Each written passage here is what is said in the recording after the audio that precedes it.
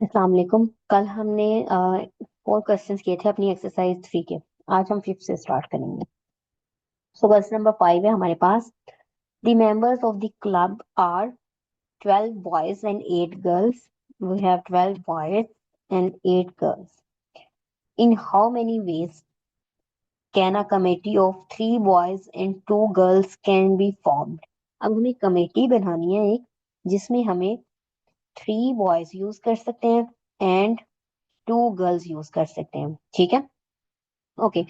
अब मैं आपको एक बात बता दूं कि आपके माइंड में क्वेश्चन घूम रहा होगा कि हम परमुटेशन कहाँ यूज करेंगे और कम्बिनेशन कहाँ यूज करेंगे। जहां भी आपको कोई भी वर्ड नजर आ जाए चूजन का, तो आपने वहां पे कम्बिनेशन यूज करना है। ठीक है। और इसके अलावा अगर जब हमने कोई भी कमेटी टाइप या इस तरह की कोई अरेंजमेंट वाला कोई भी नंबर करना हो, कोई भी चीज करनी हो, वहां हम कम्बिनेशन को यूज करेंगे। या फिर अरेंजमेंट्स की बात हो रही हो तो वहां भी कॉम्बिनेशन यूज करेंगे। इसके अलावा जो है वो हम परमुटेशन को प्रेफर करेंगे।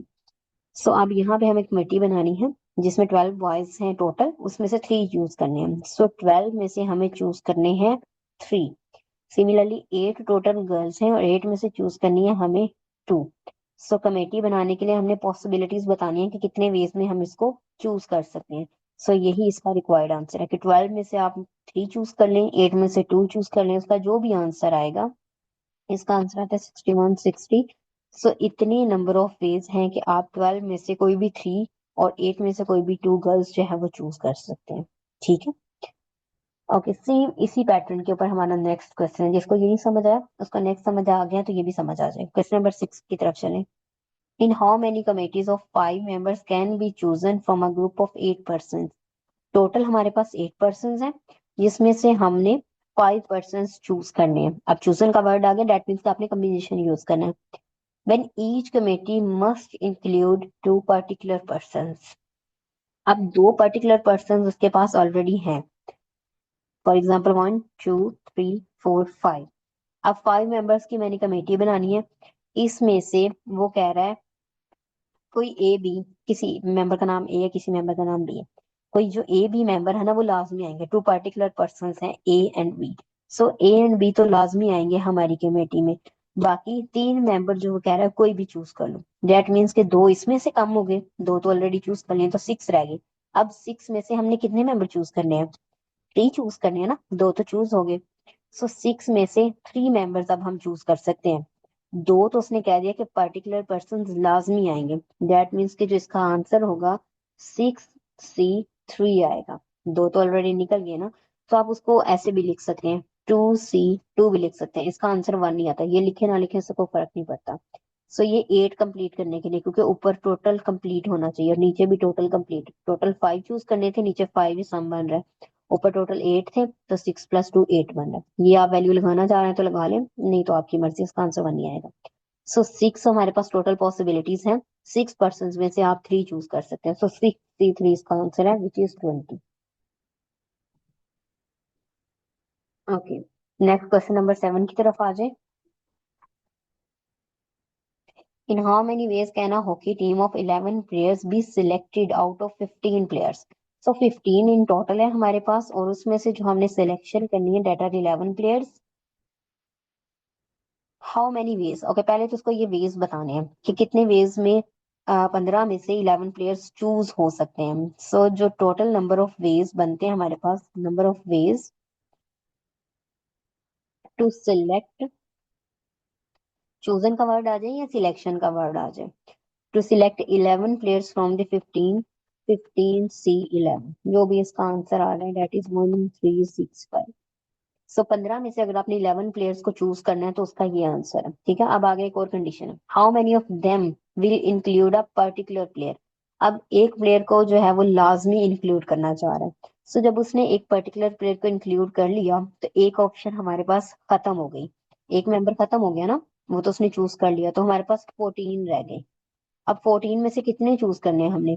ऑब्वियसली 10 चूज करने हैं, क्योंकि एक तो उसने चूज कर लिया ना ऑलरेडी।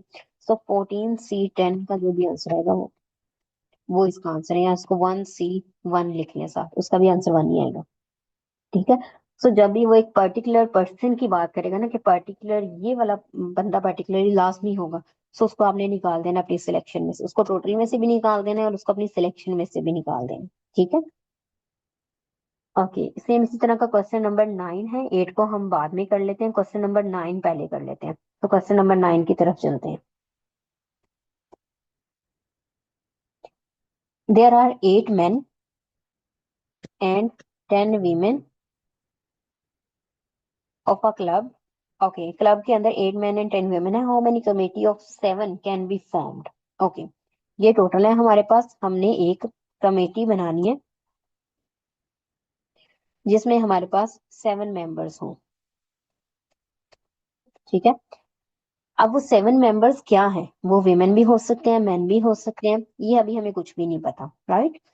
तो अब हमें उसने कंडीशन दी है कि उन 7 मेंबर्स में से जो उसका फर्स्ट पार्ट है वो 4 वीमेन होनी चाहिए।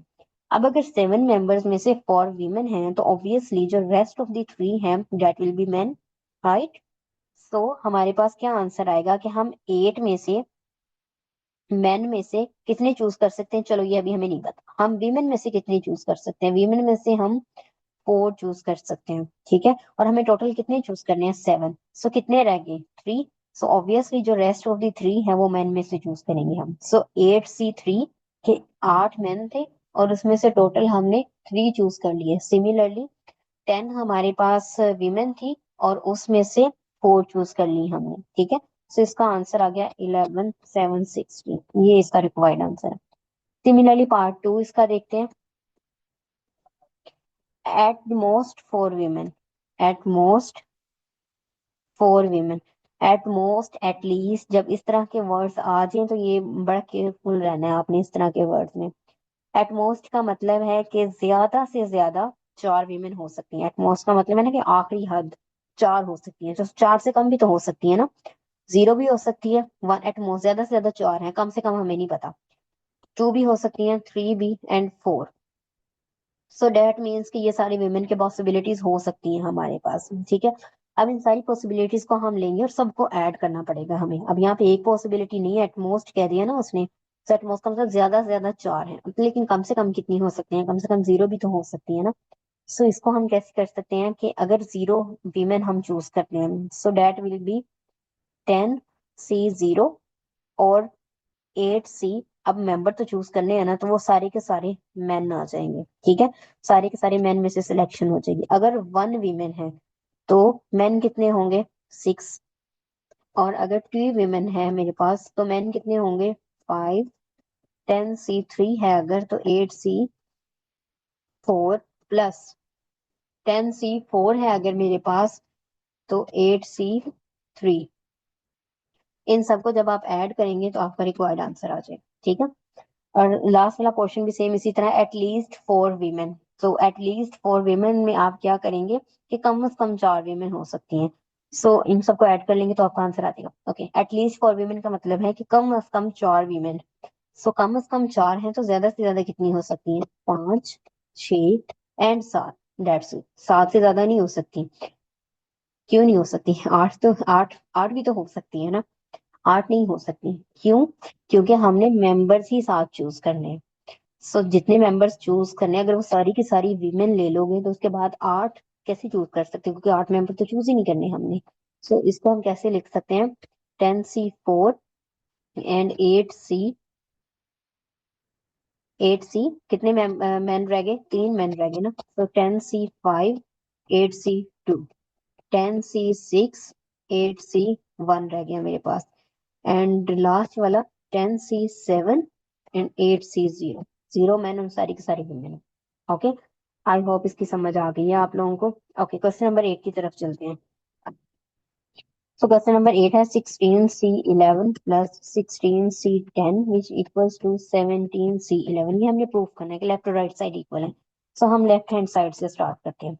सबसे पहले मैं इसका कॉम्बिनेशन का फॉर्मूला लगा रही हूँ direct. 16 factorial 11 factorial 16 minus 11 factorial plus 16 factorial 10 factorial 16 minus 10 factorial. Okay, अब फॉर्मूले बिल्कुल ओपन नहीं करने हमने, बस ऐसे ही सिंप्लीफाई करते हैं इसको। 11 फैक्टोरियल 16 माइनस 11 कितना हो गया मेरे पास 5 factorial. Okay, plus 16 factorial 10 factorial और 16 माइनस 10 6 का फैक्टोरियल आ गया। ठीक है, अब कुछ चीजें कॉमन आ रही हैं, पहले इसको कॉमन ले लें। ऊपर से 16 फैक्टोरियल आ रहा है और इधर से मेरे पास क्या कॉमन आ गया।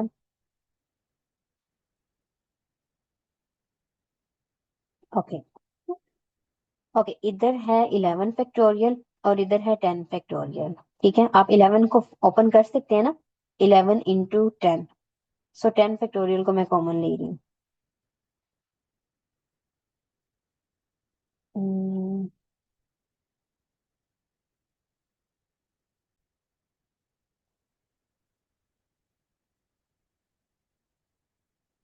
ओके, सो इसको हम 11 इंटू 10 लिख सकते हैं। सो 10 फैक्टोरियल मेरे पास कॉमन आ गया एंड 5 फैक्टोरियल। सो रेस्ट मेरे पास क्या बचा 1 ओवर, यहाँ 11 था, 11 प्लस और यहाँ 6 था, 1 ओवर 6, 6 इंटू 5 फैक्टोरियल खोल के तो मैंने 5 फैक्टोरियल का बाहर कॉमन ले लिया था।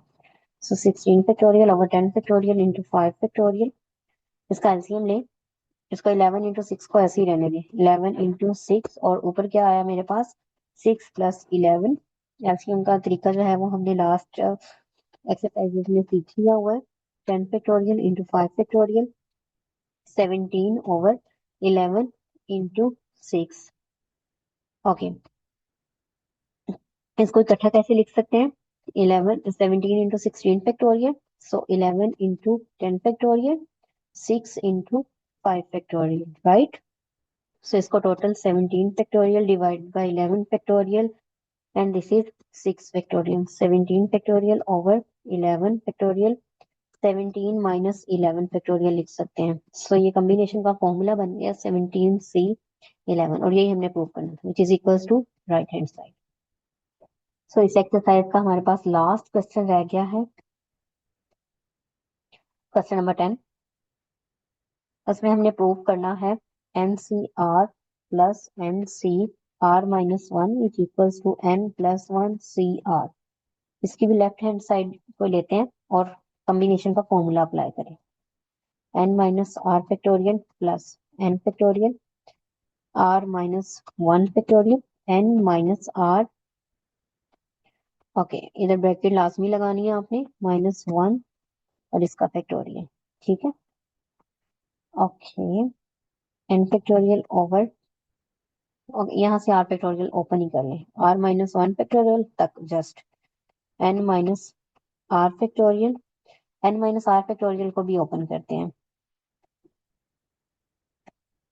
N minus R into N minus R minus one तक।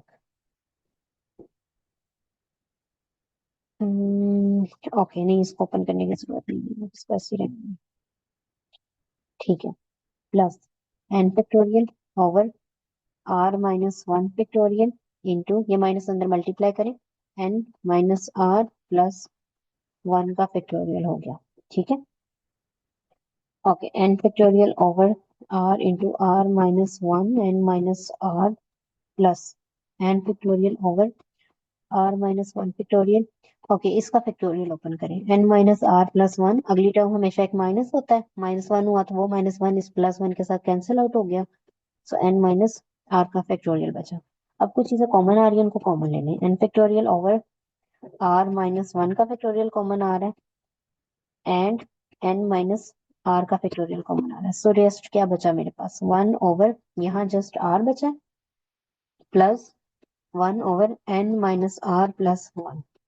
ठीक है, ओके, नेक्स्ट स्टेप में इसका एलसीएम लेना है आपने, n factorial over are minus one का फैक्टोरियल, ये वैसे का वैसे ही, एन माइनस आर फैक्टोरियल, ये भी as it is. So LCM क्या है, r into N minus are plus one, ऊपर r plus n minus are plus one. So ये इसके साथ कैंसिल आउट हो गया, मेरे पास क्या बचा, N factorial into N plus one divided by R into R minus one का फैक्टोरियल। मैं जरा अरेंज करके इसको लिख रही हूँ। ठीक है, N minus are plus one into N minus are factorial. Arrange करके इसलिए लिख रही हूँ कि फैक्टोरियल बनाने में आसानी रहेगी फिर हमें। ओके, ये किस ऊपर जो है वो किस चीज का फैक्टोरियल बन गया मेरे पास, ये n+1 का factorial divided by this is r factorial and this is n-r+1 का फैक्टोरियल। सो टोटल मेरे पास क्या आ गया, n+1 ऊपर c नीचे r, which equals to left hand side. So वही हमें प्रूव करना था, राइट हैंड साइड। ठीक है। ओके, ये एक्सरसाइज हमारी कंप्लीट हो गई और ये चैप्टर भी इसके साथ कंप्लीट हो गया। इसमें कोई क्वेश्चंस हैं तो आप डिस्कस कर सकते हैं। ठीक है, आज के लिए बस इतना ही। ओके, अल्लाह हाफिज।